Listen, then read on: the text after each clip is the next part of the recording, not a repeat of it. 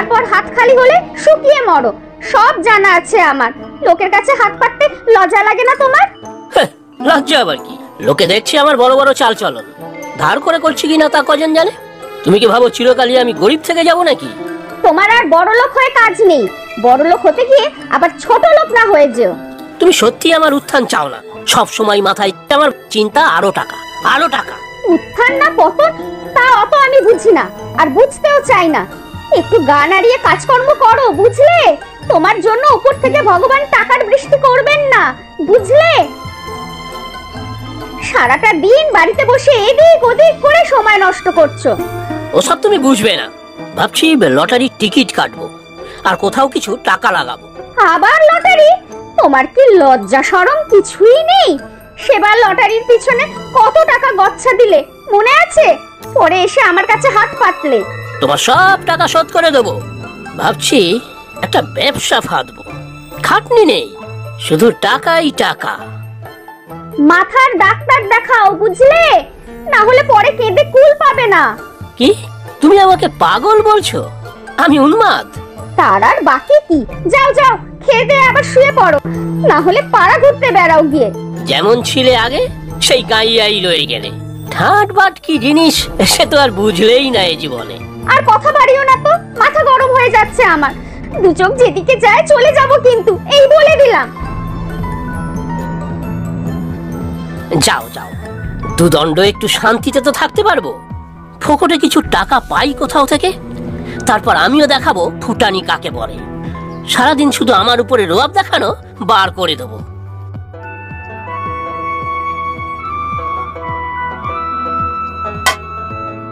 কি রে অর্চনা, কি হয়েছে? নতুন করে আর কি হবে? তুই তো জানিসই সব। আর ভালো লাগে না রে। রাত দিন পরিশ্রম করে রোজগার করছি, আর সে দিবা স্বপ্ন দেখে সময় কাটাচ্ছে। তার উপর আবার গা জ্বালানো মুখের বুলি।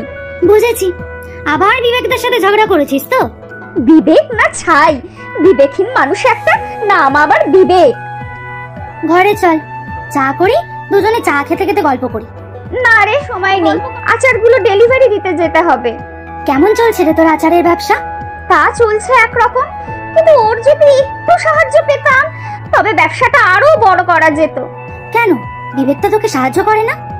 সাহায্য করবে ও, তাহলেই হয়েছে। তার উপর এইসব ছোটখাটো ব্যবসা তেনার পছন্দ নয়।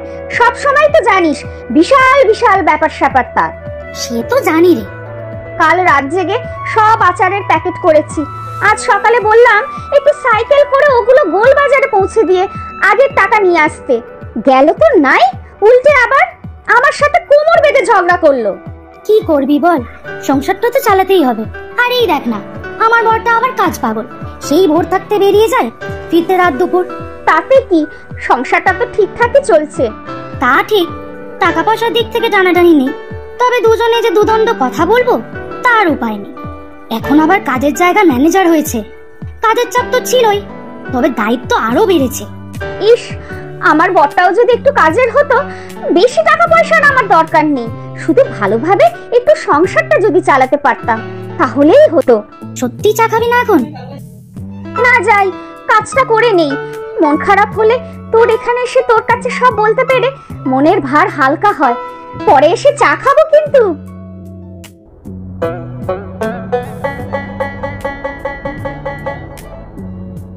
কে তোমার এতক্ষণে আসার সময় হলো? খেতে কে দেবে আমাকে? কি হলো, কথা কানে গেল না বুঝি? রান্না করা আছে, নিয়ে খাও। আমার অনেক কাজ আছে, কাপড় কাচতে হবে। কেন, কাপড় সকালে উঠে কাচতে পারোনি? সময় একটু ভাতও জুটবে না নাকি আমার? বললাম তো ভাত নিয়ে খাও, আমার দেরি হবে। আর শোনো, রাত জেগে কাজ করে আর কত সকালে উঠবো শুনি? তাও তো সবকিছু রান্না করে ঘর গুছিয়ে বেরিয়েছি। তা বেরিয়ে আমার কোন 14 পুরুষকে উদ্ধার করে দিয়েছো? দুটো আচারের কৌটো বিক্রি করে নিজেকে বিশাল ব্যবসায়ী মনে করো নাকি? কেন, তোমাকে তো বললাম ডেলিভারিতে একটু করে আসতে, তখন গিয়েছিলে। তাহলে দেখতে ভাত বেড়ে নিয়ে বসে থাকতাম তোমার জন্য। আমার কথা তুমি একটুও ভাবো না, স্বার্থপর কোথাকার। এই শুরু হলো আবার মরা কান্না। আর ভালো লাগে না, জীবনটা একেবারে নরক হয়ে গেল। আচ্ছা, তাই নাকি? এই রইলো তোমার সংসার, আমি বেরিয়ে যাচ্ছি, থাকো তোমার স্বর্গে।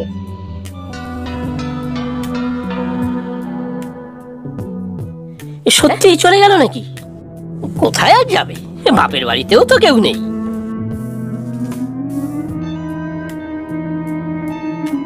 যাব বাবা, সেই কতক্ষণ হয়ে গেল অর্চনা ফিরল না তো।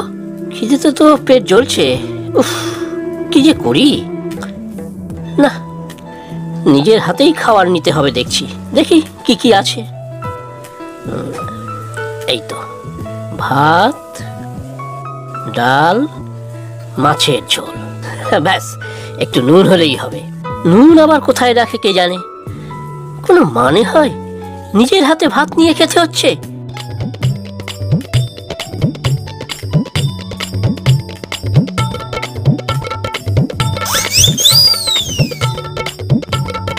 ব্যাস ভালোই খেলাম। কি ভেবেছিল আমি ভাত নিয়ে খেতে পারবো না? এই এটু থালার কি হবে? নিয়ে যাব কলতলায়? না, থাক এখানেই, অর্চনা এসে বুঝবে।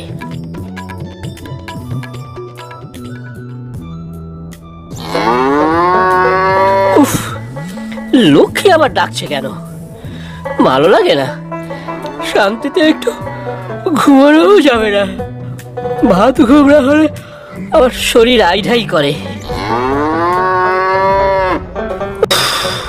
অর্চনা, অর্চনা, খেতে দাওনি লক্ষ্মীকে? এই চা। অর্চনা এখনো ফেরেনি নাকি? অর্চনা, বাবারে বাবা, আর পারি না, সর্বনাশ। অর্চনা না ফিরলে আমাকেই তো এখন লক্ষ্মীকে খাওয়াতে হবে, না হলে ডেকে ডেকে পাড়া মাথায় করবে। ধরছে,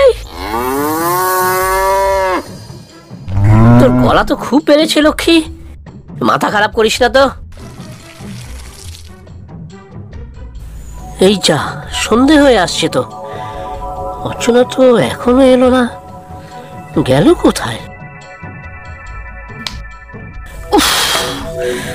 বাবারে বাবা, কি মশা! ও তো এই সময় নারকেলের ছোবা জ্বালিয়ে ধুঁয়ো দিত। নারকেলের ছোবা কোথায় আছে কে জানে। না, লাইটটা জ্বালি।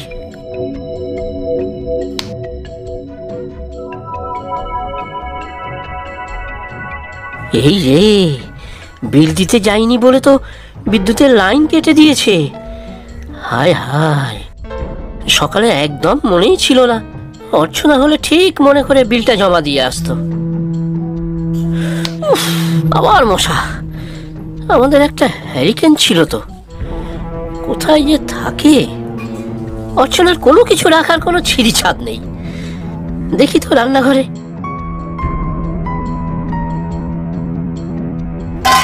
ওরে মা, উফ, এখানে আবার কি রেখেছে?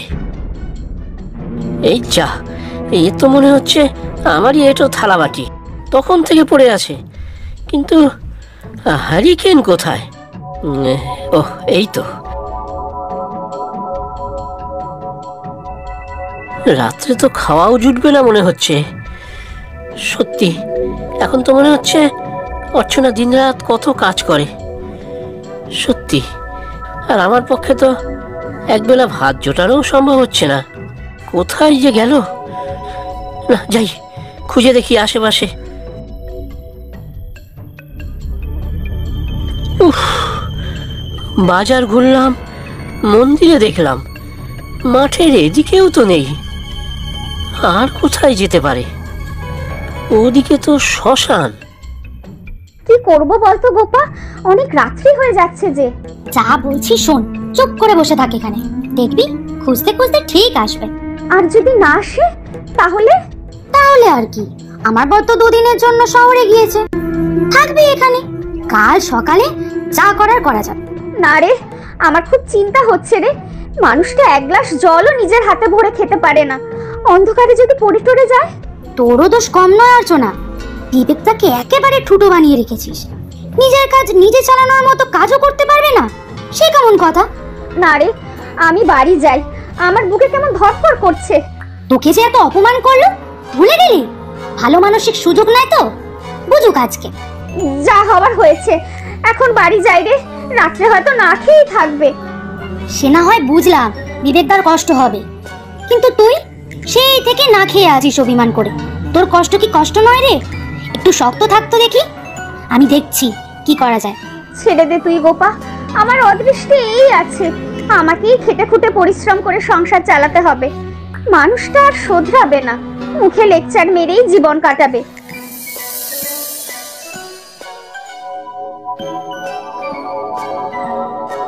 নিমাই, ও নিমাই, গোপা বাড়িতে আছে? ওই তো এসেছে, আমি যাই রে। না না, তুই এখানে চুপ করে বসে থাকবি, আমি দেখছি। শোন না গোপা, কিছু বলিস না ওকে, আমি চলে যাচ্ছি। যা বলছি শোন, তুই এ ঘরেই থাক, লক্ষ্মীটি, বাইরে আসবি না কিন্তু। আছো তোমরা বাড়িতে? নিমাই। ও বিবেকদা, আপনি? হ্যাঁ আমি। অর্চনা এসেছে তোমাদের বাড়িতে? কেন, কি হয়েছে? খুঁজে পাচ্ছি না তো ওকে। সেই সকালে রাগ করে ঘর থেকে বের হয়েছে, তারপর থেকে আর বাড়ি ফেরেনি। আমি সব জায়গা তন্ন তন্ন করে খুঁজলাম।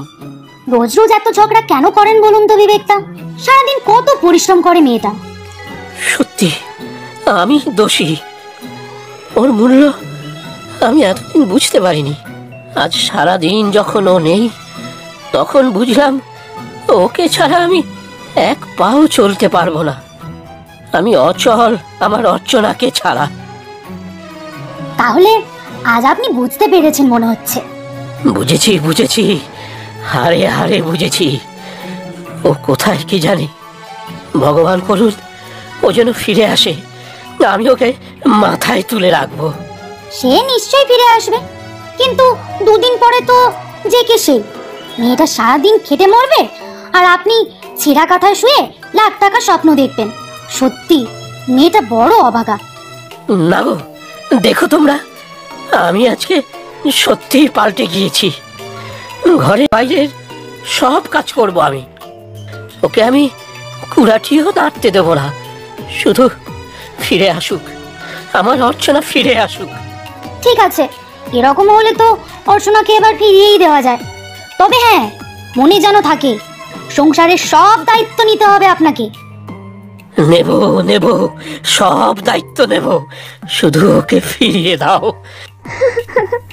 না গো, তোমার সব দায়িত্বও নিতে হবে না। আমিও শুয়ে বসে কাটাতে চাই না পরজীবীর মতো। শুধু আমাকে একটু উৎসাহ দিও, একটু ভালো ব্যবহার করো, আর ইচ্ছে হলে আমাকে একটু সাহায্য করো। ও অর্চনা, তুমি এইখানে? কি অবস্থা হয়েছিল আমার সেটা তুমি বুঝতে পারছো? আমাকে তুমি ক্ষমা করে দাও, আর কখনো তোমার সাথে খারাপ ব্যবহার করব না। তোমার সব কাজে সব রকম সাহায্য করব। ঠিক আছে, এবারে বিবেকদা ঘরে চলুন, আমি ভাত বাড়ছি। বেচারি সকাল থেকে না খেয়ে আছে। না না, আমার খিদে পায়নি, আগে ওকে খাবার দে রে গোপা। চল চল, আমরা সবাই একসাথেই খাবো, কি বলেন বিবেকদা? আজ আমি সত্যিই খুব খুশি। তোমাকেও যে কি বলে ধন্যবাদ দেব তা জানি না। হ্যাঁ রে গোপা, আজ তুই ছিলি বলেই সব সম্ভব হলো। ও বাবা, তুই আবার ধন্যবাদ ধন্যবাদ বলিস না যেন। তার থেকে একদিন জমি রান্না কর, আমরা দুজনে গিয়ে কবজি ডুবিয়ে খেয়ে আসবো। তবে আমার জন্য নয়, তোর অভাবেই বিবেকদার বিবেক